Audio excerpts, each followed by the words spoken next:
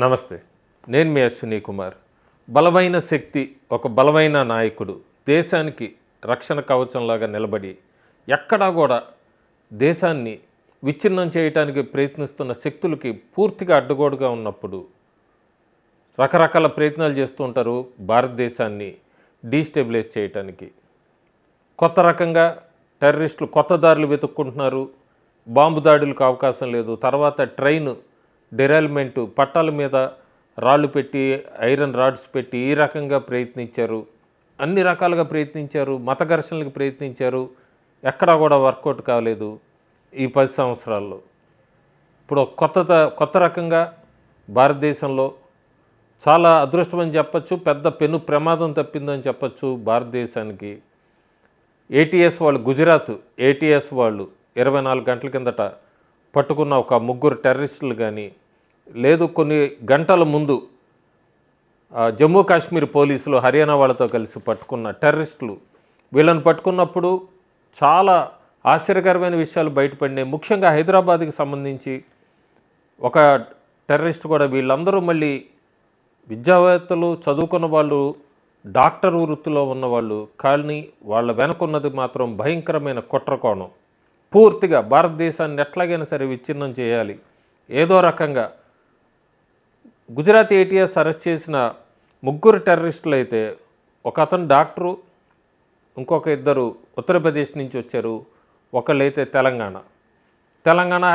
తెలంగాణకి సంబంధించి హైదరాబాద్లో ఉంటున్న ఈ డాక్టరు చైనాలో డాక్టర్ కోర్స్ చేసి వచ్చారు. చాలా ఆయుధాలు పట్టుబడినాయి గ్లోబల్గా. 2 పిస్టల్స్ కానీ, లేకపోతే క్యాట్రిడ్జెస్, అట్లాగే చాలా పట్టుబడినాయి. రిసిన్ అనేది ఒక పెద్ద సైనైడ్ కన్నా కూడా 6000 రెట్లు పాయిజన్ అది. దానికి సంబంధించి, దాని తయారీ మెటీరియల్కి సంబంధించి కూడా గుజరాత్ ఏటీఎస్ పోలీసులు ఈ టెర్రరిస్టుల్ని అరెస్ట్ చేసినప్పుడు అక్కడ ఈ రసాయనంకి సంబంధించిన మెటీరియల్స్ అంతా కూడా పట్టుకున్నారు. దానికి మళ్ళీ విరుగుడు కూడా లేదు ఈ రిసిన్కి. వీళ్ళతో పాటు మొహమ్మద్ సుహేల్, ఆజాద్ సులేమాన్, సైఫీ, వీళ్ళు కూడా ఉత్తరప్రదేశ్ వాళ్ళు. వీళ్ళందరూ ఇస్లామిక్ స్టేట్ ఖొరాసన్ ప్రొవినెన్స్ అంటే ఐఎస్కేపీ, దీనికి సంబంధించిన వాళ్ళు. లింక్ వాళ్ళతో ఉంది. వీళ్ళు లక్నో, ఢిల్లీలో, అట్లాగే అహ్మదాబాద్లో ప్రముఖ దేవాలయాల్లో రిక్కీ నిర్వహించారు. వీళ్ళు ముఖ్య ఉద్దేశం ఏంటంటే, ఈ ప్రసాదంలో, దేవుని ప్రసాదంలో ఈ రెసిన్ దీన్ని కలపాలి. దీన్ని కలిపితే ఆ తినేవాళ్ళకి కూడా టేస్ట్ తేడా కూడా తెలియదు, కానీ తిన్న వెంటనే కొన్ని నిమిషాల్లోనే చనిపోతారు. ప్రసాదంలో ముఖ్యంగా ఇదంతా కలపాలన్నది వీళ్ళ ముఖ్య ఉద్దేశం.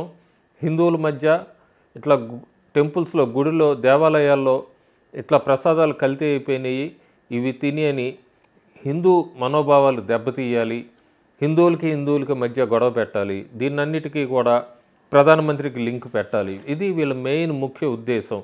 సో ఆ గుజరాత్ ఏటీఎస్ అరెస్ట్ చేసినందుకు అదొక పెద్ద ప్రమాదం తప్పింది కదా అని ఊపిరి పీల్చుకుంటున్న సమయంలో జమ్మూ కాశ్మీర్ పోలీసులు హర్యానా వాళ్ళతో సంయుక్తంగా మళ్ళీ వాళ్ళు కూడా పట్టుకున్నారు ఒక 3 టెర్రరిస్టుల్ని. వాళ్ళలో కూడా ఒకళ్ళు, అందరూ యూనివర్సిటీకి సంబంధించిన వాళ్ళు, ఆల్ఫా యూనివర్సిటీకి సంబంధించిన వాళ్ళు. ఇక్కడ కూడా అన్ని ఆశ్చర్యకరమైన విషయాలే బయటకు వచ్చినాయి.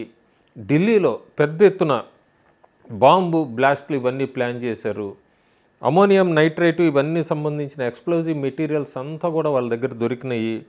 ఇంకా చాలా చైనీస్ స్టార్ పిస్టళ్ళని, AK-56 రైఫిల్స్, వీటితో పాటు 2900 కేజీలకు సంబంధించి ఈ ఐఈడి తయారు చేసే పదార్థాలు కూడా వీళ్ళ దగ్గర దొరికినాయి. సో చాలా పెద్ద ప్రమాదం ఢిల్లీకి కూడా తప్పిందని చెప్పచ్చు. వీళ్ళు పోలీసులు ప్రస్తుతం జమ్మూ కాశ్మీర్ పోలీసులు వీళ్ళందరికీ ఎక్కడి నుంచి ఫండ్స్ వచ్చినాయి, వీళ్ళకి ఎవరెవరితో లింక్స్ ఉన్నాయి, ఇవన్నీ కూడా ఇంట్రాగేట్ చేస్తున్నారు. దీనిలో చాలా కీ పాయింట్ ఏంటంటే, డాక్టర్ షహీనా అని ఒక మహిళా డాక్టర్ కూడా ఇందులో ఇన్వాల్వ్ అయింది. కొన్ని రోజుల కిందట ఆమెను పట్టుకున్నారు కూడా. లక్నో నుంచి వచ్చింది ఆవిడ. ఆల్ఫాలా యూనివర్సిటీలో అక్కడ ఇప్పటికీ అక్కడ పనిచేస్తుంది. ఈమెకు కూడా ఈ తీవ్రవాదులతో సంబంధాలు ఉన్నట్టుగా బయటపడినాయి. సో ఈ మొత్తం అసలు వీళ్ళకి ఫండ్స్ ఎక్కడి నుంచి వచ్చినాయి, ఇవన్నీ కూడా లింక్ చేస్తున్నారు. ఎందుకంటే డాక్టర్ ఆదిల్ అహ్మద్ అనే అతన్ని జమ్మూ కాశ్మీర్ పోలీసులు వాళ్ళ ఇంటి మీద రైడ్ చేసి 350 కేజీల ఆర్డీఎక్స్ కూడా పట్టుకున్నారు. ఇల్లు చూస్తే బ్రహ్మాండంగా ఉంది, కానీ లోపల జరుగుతున్నదంతా కూడా ఇదే ఎడ్యుకేటెడ్, మళ్ళీ ఎంప్లాయీ, మళ్ళీ అందరితో మంచిగా ఉంటూ ఉంటాడు, కానీ ఇంట్లో మాత్రం ఇన్ని కేజీల ఆర్డీఎక్స్ ఎక్కడి నుంచి వచ్చింది, ఎట్లా సమకూర్చుకున్నాడు, ఇవన్నీ కూడా ఇంట్రాగేషన్ నడుస్తుంది ప్రస్తుతానికి. అయితే భారతదేశానికి మాత్రం పూర్తిగా పెను ప్రమాదం తప్పిందని చెప్పచ్చు. ఒకవేళ ఢిల్లీలో బాంబ్ బ్లాస్టులు జరిగి దేవాలయ ప్రసాదాల్లో కనుక రిసిన్ అనేది కలుపుంటే మాత్రం అది ఊహించుకుంటానికి కూడా అందని విపత్తు, డేంజర్ అని చెప్పచ్చు. అలాంటిదన్నీ తప్పించుకొని ప్రస్తుతానికైతే ఊపిరి పీల్చుకుంటున్నారు. అయితే ఉగ్రవాదం అనేది బయట దేశాల నుంచే కాదు, భారతదేశంలో కూడా ప్రస్తుతానికి రకరకాల టర్న్స్ తీసుకుంటోంది. ఉద్యమాలు లేవనెత్తాలని, ఇంకో పక్క టెర్రరిస్టులు ఇదే అదనగా దాడులు చేయాలని, మొత్తానికి భారతదేశాన్ని డీస్టెబిలైజ్ చేయాలి, గవర్నమెంట్ పడగొట్టాలనే ఒక కొత్త ప్లాన్తో ముందుకు వస్తున్నారు. భారతదేశ ప్రజలు కూడా అప్రమత్తంగా ఉండాల్సిన సమయం ఇది. Thank you.